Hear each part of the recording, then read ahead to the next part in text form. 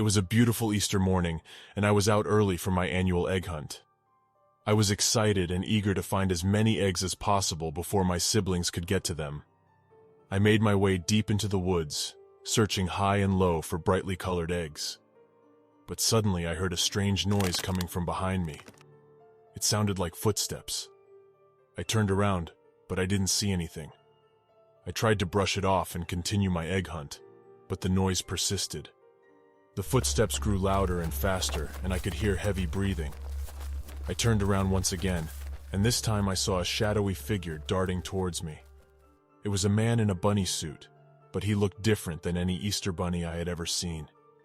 His suit was ragged and torn, and his face was twisted in a menacing grin. I tried to run, but my feet felt like they were glued to the ground. I could hear the bunny getting closer and closer, his heavy breathing echoing through the woods. I could feel his hot breath on the back of my neck, and I knew I had to get away.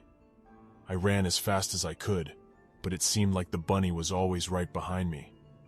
My heart was pounding in my chest, and I could feel my breath becoming more and more shallow. I knew I couldn't keep this up much longer. Just when I thought the bunny was about to catch me, I saw a clearing up ahead. I sprinted towards it, hoping to find some kind of refuge. As I burst through the clearing, I saw a group of people gathered around a bonfire. As I ran towards the group of people gathered around the bonfire, I could feel my heart pounding in my chest. I was gasping for breath and trying to explain what had just happened, but they looked at me like I was crazy.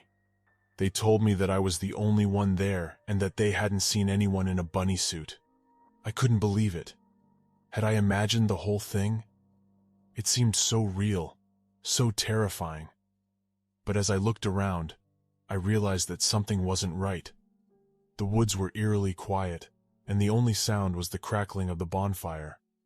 I tried to brush it off and join in with the group, but I couldn't shake the feeling that something was watching me. Every time I turned around, I felt like I saw a flash of something moving in the shadows. As the sun began to set, the group started packing up to leave. I realized that I was alone in the woods, and my fear began to rise once again. I tried to call for help, but my phone had no signal. I decided to retrace my steps and find my way back to the main road.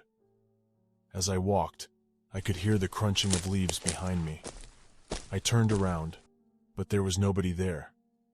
I picked up my pace and began to run. Suddenly, I saw a figure emerge from the shadows. It was the bunny suit guy again, and this time he was holding something in his hand. It was a knife. I screamed and tried to run away, but my feet wouldn't move. The bunny suit guy began to chase me once again, and I could feel his hot breath on the back of my neck. I could see the glint of the knife in the moonlight, and I knew that I was in serious danger. Just as I thought it was all over, I heard a loud bang. The bunny suit guy fell to the ground, and I saw a man with a shotgun emerge from the shadows. He told me that he had been hunting in the woods and had heard my screams. As the man called for help and the police arrived, I realized that the bunny suit guy was someone who had been stalking me for weeks. He had been hiding in the woods, watching my every move, and had decided to use the Easter egg hunt as an opportunity to attack me. It was a horrifying experience, and I never thought that my annual Easter egg hunt could turn into a life-threatening situation. From that day on, I always made sure to be more aware of my surroundings and to never let my guard down. I remember the day like it was yesterday. I was at the mall with my little sister, shopping for Easter treats and decorations. We were laughing and joking as we walked by the Easter bunny display in the center of the mall. It was one of those photo ops where kids could sit on the bunny's lap and take a picture. As we approached the display, something felt off. The bunny's costume was tattered and dirty, and its eyes seemed to follow us as we walked by. My sister wanted to take a picture with the bunny, but I felt a strange sense of unease. I suggested we move on, but my sister was insistent. As we approached the bunny, it suddenly lunged at us with a snarl. I grabbed my sister and we ran as fast as we could. I could hear the bunny's heavy breathing and thumping footsteps behind us as we ran through the mall. It was like something out of a nightmare. We eventually made it to the exit and burst through the doors, gasping for breath. I looked back and saw the bunny standing at the entrance, staring at us with those cold, lifeless eyes. I knew then that there was something seriously wrong with that bunny, and I never wanted to go back to that mall again. To this day, I still have nightmares about that Easter bunny.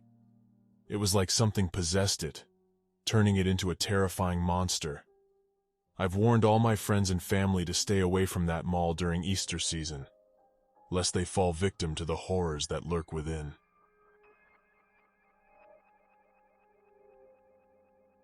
As a parent, I always looked forward to Easter. It was a time for family, fun, and of course chocolate eggs. But this year, things took a frightening turn. It all started when my son came running into my bedroom in the middle of the night, claiming he had seen the Easter bunny. At first, I dismissed it as a bad dream, but his wide eyes and trembling voice made me reconsider. I followed him back to his room, where he pointed to the window. I saw nothing at first, but then I noticed a faint outline of a bunny-shaped figure disappearing into the darkness.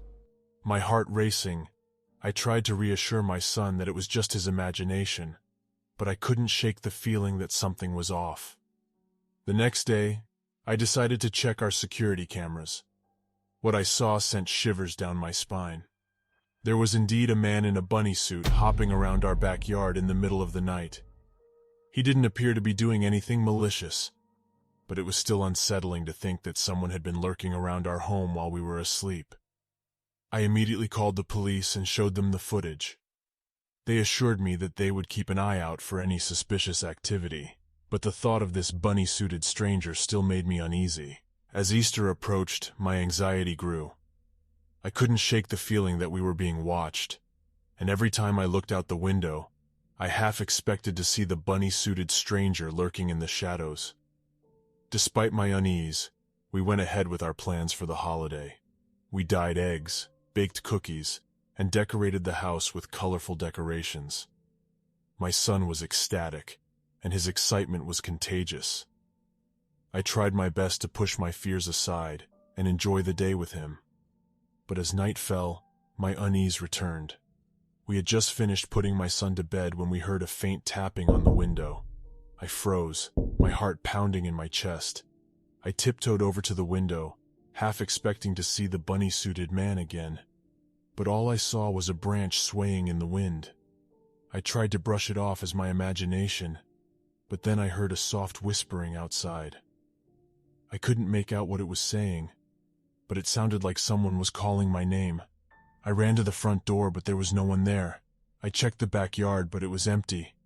I was about to go back inside when I heard a rustling in the bushes. I froze, listening intently.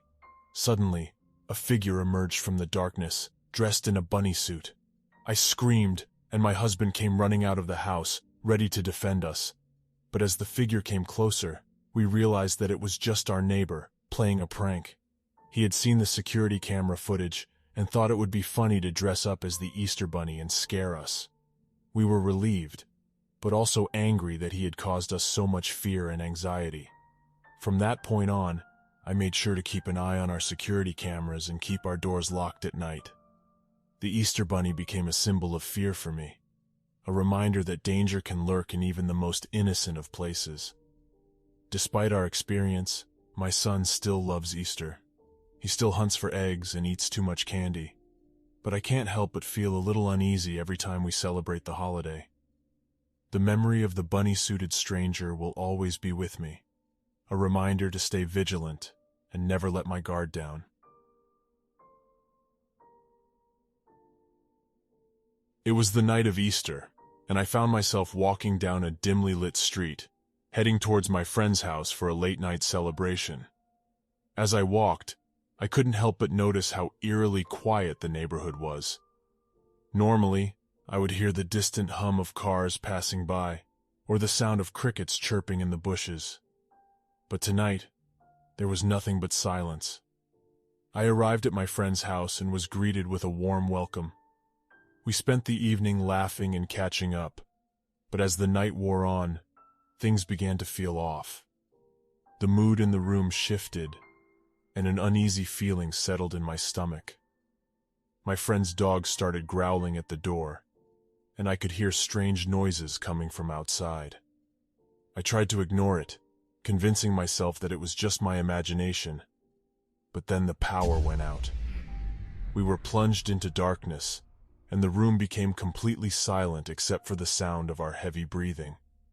Suddenly, we heard a loud thump coming from upstairs, and my heart began to race. We all froze, waiting for something else to happen.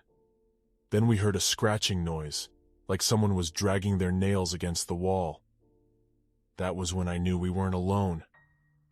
We huddled together, trying to figure out what to do.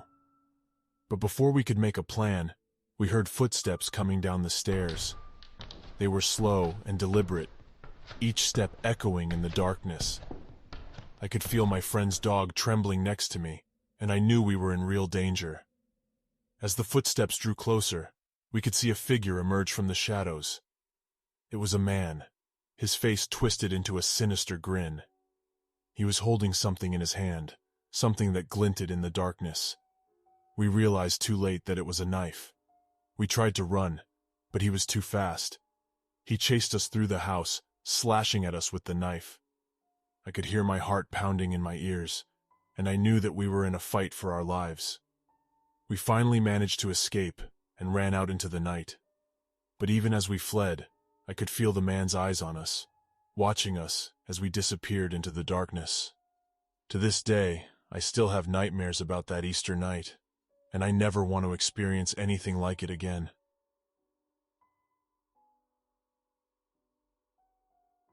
As a child growing up in the 90s, I always looked forward to Easter. It was a time for egg hunts, chocolate bunnies, and spending time with family. But one Easter, things took a scary turn. It was a chilly evening, and I was walking home from my aunt's house after an Easter dinner.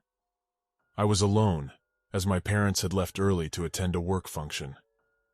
As I walked down the dimly lit street, I noticed a figure walking towards me. It was a man, dressed in a bunny costume. At first, I thought it was someone playing a prank, but as he got closer, I could see that something was off about him. His eyes were dark and seemed to be staring straight through me. His fur was dirty and matted, and his costume had a strange, musty smell. I tried to walk past him quickly, but he stepped in front of me, blocking my path. I could feel my heart racing as I realized I was trapped. "Happy Easter," he said in a low, raspy voice. I didn't know what to do. I tried to push past him, but he grabbed my arm tightly, causing me to cry out in pain. I was terrified. He leaned in closer and whispered, "Do you want to see something special, little girl?" I shook my head vigorously, trying to pull away from him, but his grip only tightened. Suddenly I heard footsteps approaching. It was my neighbor, Mr. Johnson. He had heard me crying out and had come to investigate. The man in the bunny suit quickly released me and darted off into the night, disappearing into the darkness. As I stood there, trembling with fear, Mr. Johnson quickly approached me and asked me what had happened. I tried to explain, but my words came out in stutters and gasps. Mr. Johnson, a retired police officer, immediately went into action. He called the police and described the man in the bunny suit to them. While we waited for the police to arrive, Mr. Johnson escorted me back to my house. As we walked, he reassured me that everything was going to be okay. He told me that I was brave for standing up to the man and that I had done the right thing by yelling for help.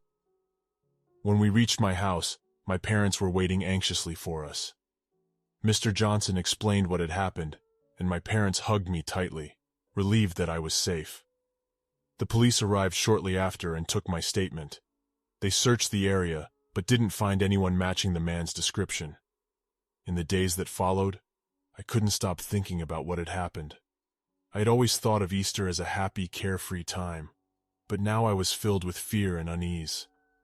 I started having nightmares about the man in the bunny suit.